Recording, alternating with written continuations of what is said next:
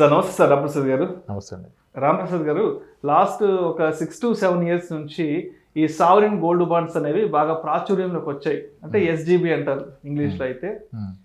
Every 3 months ఒకసారి ఇవి కొత్త సిరీస్ స్టార్ట్ అవుతుంటుంది. ఎవ్రీ 3 months 6 months అయితే మధ్యతరగతి వాళ్ళు ఈ సావరిన్ గోల్డ్ బాండ్స్లో ఇన్వెస్ట్ చేయడం మంచిదంటారా? లేదంటే మీరు గతంలో ఒక వీడియో చేసాం, ఈ గోల్డ్ స్కీమ్స్కి సంబంధించి ఒక వీడియో చేసాం రీసెంట్గా. సో ఆ వీడియోలో చెప్పినట్టు ఓ షోరూమ్కి వెళ్ళి ఒక గోల్డ్ స్కీమ్లో జాయిన్ అయ్యి నెలకు ఒక 5,000 10,000 కట్టి అండ్ లాస్ట్ మంత్ ఆర్నమెంట్ తీసుకోవడం బెటర్ అంటారా? సో ఎట్లా చెప్తారు అసలు ఈ ఇన్వెస్ట్మెంట్ ప్రాసెస్ గురించి? ఎస్, మీరు అన్నట్టుగా సవరన్ గోల్డ్ బాండ్ November 2015లో స్టార్ట్ అయింది. ముందుగా మనం అర్థం చేసుకుందాం అసలు సవరన్ గోల్డ్ బాండ్ అంటే ఏంటి, దాని యొక్క ఉద్దేశం ఏంటి, దాని యొక్క ఫీచర్స్ ఏంటి. ఇప్పుడు గోల్డ్ బాండ్ అన్న, గోల్డ్ అంటే ప్రేమ కదా, బాండ్ అన్న కొనేస్తున్నారు. మళ్ళీ సవరన్ అంటే గవర్నమెంట్ కదా, గవర్నమెంట్ ఇస్తుందని చెప్పి కొనేస్తున్నాం. సెక్యూర్డ్ డిఫాల్ట్ అవ్వదు. ఎస్, అంతవరకు కరెక్ట్. అసలు 2015 నవంబర్లో గోల్డ్ బాండ్స్ ఎందుకు ప్రవేశపెట్టింది భారత ప్రభుత్వం? ఎందుకని సవరన్ గోల్డ్ బాండ్ పెట్టింది? దీంట్లో ప్రభుత్వానికి కాస్త నష్టం ఉంది. ఎందుకు? సవరన్ గోల్డ్ బాండ్ కొన్న వ్యక్తికి అక్కడ గోల్డ్ ఏమి ఉండదు. ఫస్ట్ ఆఫ్ ఆల్ సవరన్ గోల్డ్లో గోల్డ్ ఎక్కడ లేదు, ఎక్కడ గోల్డ్ రాదు. ఈ రోజున్న రేట్లో గోల్డ్ని పేపర్ మీద ఇస్తాడు మనకి, ఇచ్చి మళ్ళీ 8 years తర్వాత మెచ్యూరిటీకి ఆ రోజున్న రేట్ ఇస్తాడు. అంటే ఈ రోజు నేనున్న రేట్లో 100 grams కొనుక్కుంటే 8 ఏళ్ల తర్వాత 100 grams ఏ రేట్ ఉంటే ఆ డబ్బులు నాకు ఇస్తాడు. అది ట్యాక్స్ ఫ్రీ ఇన్కమ్. ఇది ప్రైమరీ. ఇది కాకుండా అడిషనల్ ఫీచర్ ఏంటంటే, ఇది కాకుండా ఎవ్రీ ఇయర్ మీరు ఇన్వెస్ట్ చేసిన అమౌంట్ మీద 2.5% కూపన్ లాగా ఇంట్రెస్ట్ లాగా ఇస్తాడు. హాఫ్ ఇయర్లీ 2 దఫాలుగా వస్తుంది. 1.25%, 1.25% వస్తుంది. ఓకే, ఇది సవరన్ గోల్డ్ బాండ్. దీన్ని ప్రభుత్వం తీసుకురావడానికి గల ఉద్దేశం ఏంటి? ఇప్పుడు PPF, public provident fund, Sukanya Samriddhi Yojana, వీటన్నిటికీ ఒక పర్పస్ ఉంది కదా. ఎన్పిఎస్ ఎందుకు డిజైన్ చేశారు? అలానే సవరన్ గోల్డ్ బాండ్ ఎందుకు డిజైన్ చేశారు అంటే, యాక్చువల్ ఇంటెన్షన్ ఏంటంటే జనాల్ని గోల్డ్ని కొనడానికి డిస్కరేజ్ చేయడానికి చేశారు. అంటే ఇండియా యాజ్ ఎ కంట్రీ, మన రూపీ ఎందుకు డిప్రిషియేట్ అవుతుంది అంటే, మన gold imports are very high, టన్నుల కొద్దిగా ఉంటాం మనం. ఇదంతా డాలర్స్లో కదా మనం కొంటాం. సో ఫిజికల్ గోల్డ్ కొనుగోలుని తగ్గించడానికి, ఎస్, అది తగ్గించాలంటే దానికంటే ఎక్కువ బెనిఫిట్ ఇవ్వాలి కదా. ఆ బెనిఫిటే 2.5% ఇంట్రెస్ట్ పర్ ఇయర్. డిఫరెన్స్ చూపించాలి ఇక్కడ. ఎస్, దానివల్ల ఫిజికల్ గోల్డ్ కొనడం తగ్గుతుందని చేశారు. కొంతవరకు తగ్గి ఉండొచ్చు, సక్సెస్ఫుల్ అయి ఉండొచ్చు. కానీ ఇండియన్స్ గోల్డ్ కొనడం మానేరు కదా. ఓకే, ఒకప్పుడు మన ఎకానమీ ఎందుకు వీక్ అవుద్దంటే, అంటే ఇది కూడా one of the reason. Gold import కూడా రీజన్. ఇంపోర్ట్ చేసిన ఏ కంట్రీ అయినా డెఫిసిట్ వస్తుంది, రూపీ కరెన్సీ వాల్యూ తగ్గుతుంది. ఎందుకంటే వర్సెస్ డాలర్ కదా. అంటే గోల్డ్ని ప్రైమర్లీ డాలర్లోనే మెజర్ చేస్తారు. పర్ అవున్స్ ఉంటుంది గోల్డ్ ప్రైస్. దాన్ని ఏ కంట్రీ కరెన్సీలో వాళ్ళు కొనుక్కుంటారు. సో అది గవర్నమెంట్ యొక్క ఉద్దేశం. అంటే ఇక్కడెక్కడ గోల్డ్ అనేదే లేదు. Gold కొనకూడదని సవరన్ gold bond కొనమన్నారు. గోల్డ్కి ఆల్టర్నేట్గా గోల్డ్ కంటే ఎక్కువ రిటర్న్ వస్తుంది, గోల్డ్ కొనడం ఆపండ్రా బాబు అని ఇలా చెప్పింది గవర్నమెంట్. అంటే ఈ ఆభరణాలు వద్దు, ఈ పేపర్ గోల్డ్ ఎలాగా అవి ఉన్నాయి కదా, కేజీలు 1/2 కేజీలు ఉన్నాయి కదా, వదిలేసి ఇంకా చాలు, ఇంకా లాకర్లు నిండిపోయినాయి, ఇంకా మీరు గోల్డ్లో పెట్టాలంటే అని ఇది ఒక విషయం చెప్పారు. Which is safe and secured. But all it give us is gold price కన్నా 2.5% పర్ ఇయర్ ఎక్కువ ఇస్తుంది. అంటే 8 yearsలో ఒక 22%, మళ్ళీ కాంపౌండ్ వేస్తే కాస్త పెరిగి ఒక 25% ఎక్కువ వస్తుంది గోల్డ్ కన్నా. కానీ ఆ రోజు ఎంత ఇస్తాడు గ్యారంటీ ఉందా? ఆ రోజున్న గోల్డ్ ప్రైస్ ఇస్తాడు. గోల్డ్ ప్రైస్ ఖచ్చితంగా పెరుగుతుంది అన్న గ్యారంటీ ఉందా? ఎందుకు పెరిగేస్తారు, గోల్డ్ ఎక్కడికి పోద్ది అంటారు. అదొక ప్రాబ్లం. దాన్ని కూడా సాల్వ్ చేద్దాం. Okay, first of all సవరన్ gold bond price is subjected to market risk. నచ్చదు కదా, మ్యూచువల్ ఫండ్సే సబ్జెక్టెడ్, గోల్డ్ ఎలా సబ్జెక్టెడ్? మరి గోల్డ్ కూడా మార్కెట్ రేటే కదా. రిస్క్ అనే పదం కానీ ఎందుకు ఉంటుంది? రిస్క్ ఉంటుంది. సరే, ఆ రోజు ప్రైస్ వస్తుంది.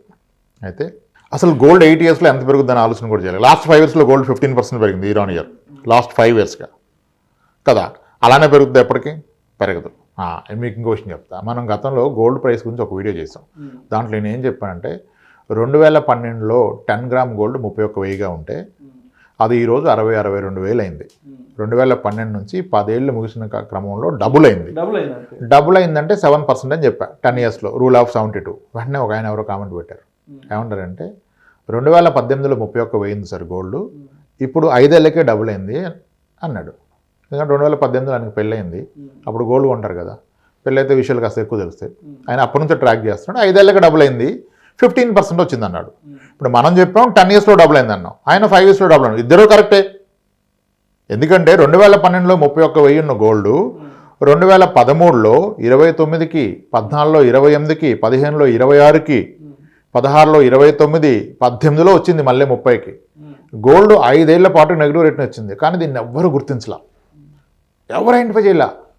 గోల్డ్ తగ్గదంటారు. ఇప్పుడు నేను అడుగుతానుగా గోల్డ్ తగ్గుతుందంటే తగ్గదు సార్, గోల్డ్ ఎప్పుడు తగ్గింది అంటారు. ఒకసారి గూగుల్కి వెళ్ళి చూడండి. అవును సార్, అంతే సార్, మా పెళ్ళి అంతే సార్ 26 సార్, అప్పుడు అంతకుముందు మా పెద్దోడి పెళ్ళికి ఇదే కొన్నాం సార్ అంటారు. గుర్తించం. అంటే 5 years పాటు గోల్డ్ నెగిటివ్ రిటర్న్ ఇచ్చింది.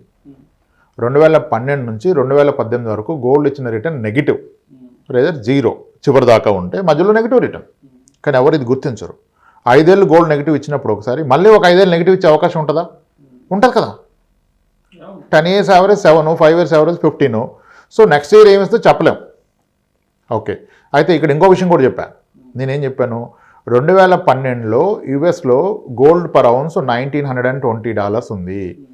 ఈరోజు కూడా పర్ ఔన్స్ గోల్డ్ $2,000 ఉంది. 2040, 2040, 2050. అంటే అసలు యుఎస్లో అయితే గోల్డ్ ప్రైస్ 0 10 yearsలో పెరిగింది. 0 లిటరల్లీ, నాట్ ఈవెన్ 1% కూడా పెరగల. ఇండియాలో ఎందుకు పెరిగింది మరి యుఎస్లో పెరగకుండా? మాకు దానికి ఏంటి సంబంధం అంటే, ఆ రోజు మన డాలర్ వర్సెస్ రూపీ 42 రూపీస్ ఉన్నది, ఈరోజు 80 అయింది. రూపీ వీక్ అయింది, గోల్డ్ పెరగల. 10 yearsలో 0 ఇచ్చింది. మరి ఇప్పుడు చాలా విషయాలు మాడుతున్నాం ఎకనామిక్గా. మనం అది చైనా ఇన్వెస్ట్మెంట్స్ అన్ని ఇక్కడికి వస్తున్నాయి, చైనా +1, మ్యానుఫ్యాక్చరింగ్ హబ్బు, మొబైల్స్ అన్ని ఇండియాలో చేస్తున్నాం, ఇన్ని మాట్లాడుతున్నాం కదా. ఇవన్నీ చేస్తే ఎకానమీ స్ట్రాంగ్ అవుద్ది, రూపీ ఈజ్ బికమింగ్ స్ట్రాంగ్. ఒకవేళ మన అదృష్టం బాగుండి డాలర్ వర్సెస్ రూపీ ఇప్పుడు 80 రూపీస్ ఉన్నది కాస్త ఒక 5 ఏళ్ళలో 60 రూపాయలకి వచ్చింది అనుకోండి, గోల్డ్ ఎంత అవుద్ది? 45,000 అయిపోద్ది. అప్పుడు సవరన్ గోల్డ్ బాండ్ ఎంత ఇస్తుంది? పెట్టిన దానికంటే 40% తక్కువ ఇస్తుంది. ఆ పాసిబిలిటీ అయితే ఉంది. ಮತ್ತೆ 8 years పెట్టినప్పుడు పెరుగుతుంది అంటే ఎంత పెరుగుతుంది? ఇప్పుడు పెరగని ఇయర్స్ ఉన్నాయి కదా, 5 yearsలో 0 పెరిగింది, నెగిటివ్ ఇచ్చింది, ఆ పాసిబిలిటీ కూడా ఉంది. ఈ 2.5 తగ్గుతుంది మనకి అది పెరగకపోతే. నేనేమంటానంటే, మీరు గోల్డ్ అసలు సవరన్ గోల్డ్ బాండ్ ఎందుకు పెడుతున్నారు? పెట్టుబడి రూపంగా పెడితే దానికంటే బెటర్ ఆప్షన్స్ లేవా? అసలు ఇంకొక విషయం మర్చిపోతున్నారు, సవరన్ గోల్డ్ బాండ్ ఆ ఓపెన్ అయిన ఆ పీరియడ్లోనే కొనాలా? సెకండరీ మార్కెట్లో కొనుక్కోవచ్చు. అసలు ప్రతిసారి సవరన్ గోల్డ్ బాండ్ వాళ్ళు ఆఫర్ చేస్తున్న దానికన్నా సెకండరీ మార్కెట్లో తక్కువ ప్రైస్కి అవైలబుల్ ఉంటుంది. డీమార్ట్లోకి వెళ్ళి కొంటే అక్కడ దాకా కూడా ఆలోచించట్లా, కొనేయటమే ఇంకా. అదే అంటే గోల్డ్ ఇచ్చిన రిటర్న్ ఇస్తుంది. గోల్డ్ గ్యారంటీగా పెరుగుదన్న అష్యూరెన్స్ అయితే ఎక్కడ లేదు, అది గుర్తుంచుకోండి first. 2.5 extra is okay, and the entire maturity is tax free. 8 years తర్వాత వచ్చే మనీ ట్యాక్స్ ఫ్రీ. కానీ ఎవ్రీ ఇయర్ వచ్చే 2.5 మీ ఇన్కమ్కి యాడ్ అవుద్ది. మీరు 30% ట్యాక్స్ ల్యాబ్లో ఉంటే 2.5% మీద మళ్ళీ 30 కట్టాలి మీరు. ఓకే, ఇది ఒక పాయింట్. మనమే ఉన్నాం ఫిజికల్ గోల్డ్. ఇప్పుడు సవరన్ గోల్డ్ బాండ్ వచ్చిన డబ్బులు అమ్మి నేను నా కూతురికి గోల్డ్ ఆర్నమెంట్ కొంటా అంటే పెద్దగా గొప్ప ఏం లేదు అక్కడ. అదేదో మనం అనుకున్న గోల్డ్ స్కీమ్ కడితే వీడు 11 months తర్వాతే వేస్టేజ్ అండ్ మేకింగ్ ఛార్జెస్ లేకుండా ఇస్తారు. Up to 18% wastage and making charges లేకుండా ఇస్తున్నారు హైదరాబాద్లో గోల్డ్ జ్యువెలరీ షాప్స్ అన్నీ. మరి అంటే స్ట్రైట్ అవే 18% మిగిలినట్టే కదా. ఇప్పుడు నేను డైరెక్ట్గా వాకిన్ అయి కొంటే వాడు వేస్టేజ్ అండ్ మేకింగ్ ఛార్జెస్ 15%, 18% వేస్తున్నాడు. స్కీమ్ ద్వారా కొన్నప్పుడు అది కంప్లీట్గా వేవ్ ఆఫ్ చేస్తున్నాడు. అంటే స్ట్రైట్ అవే 11 monthsలో 18% వచ్చినట్టే కదా నా ఇన్వెస్ట్మెంట్ మీద. 11 monthsకి కదా 18%. సార్ అయితే ఇక్కడ నాకు ఇంకొక డౌట్ వస్తుంది. ఇప్పుడు పిల్లల అవసరాల కోసం అని చెప్పి ఒక 10 years ఒక 15 years అవసరాలను బట్టి ఇవాళ వెళ్ళి ఒక గోల్డ్ స్కీమ్లో మనం జాయిన్ అయ్యి అమౌంట్ కట్టి ఆభరణం తీసుకుంటాం. ఒక 10-15 years తర్వాత పిల్లలు పెద్దవాళ్ళు అయిన తర్వాత మరి ఆర్నమెంట్స్ అనేవి పిల్లలకి నచ్చకపోవచ్చు. సరే, ఆ రోజు తీసుకెళ్ళి దాన్ని ఏదన్నా మోడిఫికేషన్ చేసుకుందాం అంటే మళ్ళీ ఆ రోజు కూలీ తరుగు వేస్ట్ అంత పోద్ది కదా. Yes, you are right. ఇక్కడ క్లారిటీ ఇస్తాను. కానీ ఇప్పుడు మీరు స్కీమ్లో లేకుండా కొంటే వేస్టేజ్ కడుతున్నారు, స్కీమ్ ద్వారా కొంటే మీరు వేస్టేజ్ ఈరోజు కట్టట్లేదు కదా 18%. ఇప్పుడు 70 grams ఆర్నమెంట్ కొంటే మీరు స్కీమ్ ద్వారా 70 grams పే చేస్తారు. So your saving that 18%. ఆ రోజు మీరు ఆ 70 grams ఇస్తే మీకు 70 grams పైసలు ఇస్తాడు, కానీ దాన్ని షేప్ మార్చి 70 grams వేరే ఆర్నమెంట్ చేస్తే 15% పోతుంది.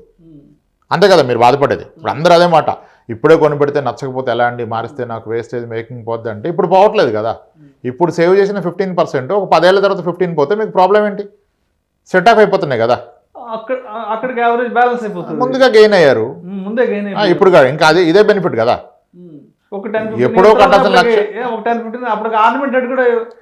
అదొకే, అది వదిలేసండి. అది కాబట్టి దాంట్లో లాస్ లేదు. ఇప్పుడు అందరూ ఒకటే. ఇప్పుడు ఫిజికల్ గోల్డ్ కొంటే మీకు wastage and making 15%, GST 3%, 18% extra అవుద్ది. అందుకని ఈటీఎఫ్ కొనండి. ఈటీఎఫ్లో అయితే మీకు జిఎస్టీ పడదు, ఈ మేకింగ్ ఛార్జెస్ పడవు. బట్ ఈటీఎఫ్ గోల్డ్ కాదు కదా, అది gold ETF as an investment అది చెప్తారు. ఇక దాంతో కంపేర్ చేస్తే సవరన్ గోల్డ్ బాండ్ బెస్ట్. దీనికైతే మీకు ఇది క్యాపిటల్ గెయిన్ ట్యాక్స్ ఉండదు, ఈటీఎఫ్కి క్యాపిటల్ గెయిన్ ట్యాక్స్ ఉంటుంది, ఫిజికల్ గోల్డ్కి క్యాపిటల్ గెయిన్ ట్యాక్స్ ఉంటుంది, వేస్టేజ్ మేకింగ్ ఛార్జెస్ ఉంటాయి, లాకర్ ఛార్జెస్ ఉంటాయి. ఇవన్నీ చెప్తున్నారు. కానీ మీ అసలు ఆబ్జెక్టివ్ ఏంటి? పాపకి గోల్డ్ కావాలంటే గోల్డ్ కొన్ని పక్కన పెట్టుకోండి అంతే. ఇవన్నీ అయ్యే ముచ్చట్లు కావు, చెప్పుకుంటారు అంతే. అంటే మనకి చెప్పుకోవడానికి సబ్జెక్ట్ కరెక్టే కానీ బట్ ప్రాక్టికాలిటీలో అది ఉండదు. గోల్డ్ కావాలనుకుంటే గోల్డ్ ఆర్నమెంటే పెట్టుకోండి, పట్టు మంది చేతిలో ఉంటుంది. చదువుకోనోడు కూడా గోల్డ్ ఉంటే తీసుకెళ్ళి డబ్బులు తెచ్చుకోవచ్చు కదా. ఇప్పుడు ఎస్జీబీ కొని సెకండ్ మార్కెట్లో ట్రేడ్ చేసి అమ్ముతారు అందరూ. అసలు డీమ్యాట్ ఫామ్లో కొంటున్నారా?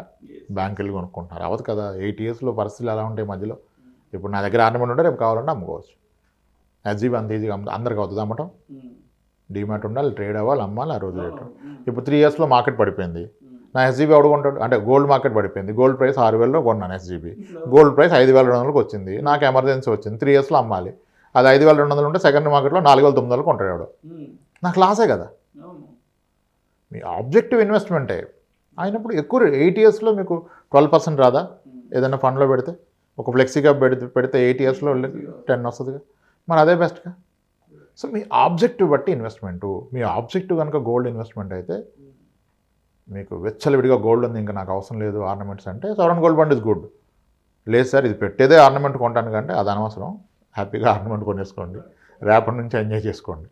అవసరం లేదు. మేబీ చాలామందికి నచ్చపోవచ్చు కానీ దట్స్ ఎ ఫ్యాక్ట్. ప్రాక్టికల్గా మాట్లాడితే గొప్పదేం కాదు, బట్ కొందరికి రైటు, అందరికీ రైట్ కాదు. Thank you so much Ramprasad గారు. మధ్యతరగతి వాళ్ళకి సావరిన్ గోల్డ్ బాండ్స్లో ఇన్వెస్ట్మెంట్ మంచిదా లేదంటే ఫిజికల్ గోల్డ్లో ఇన్వెస్ట్ చేయడం మంచిదా అనే అంశం గురించి మీ విశ్లేషణ ద్వారా ప్రేక్షకులకు చాలా చక్కగా వివరించారు. Thank you so much sir. Right అండి.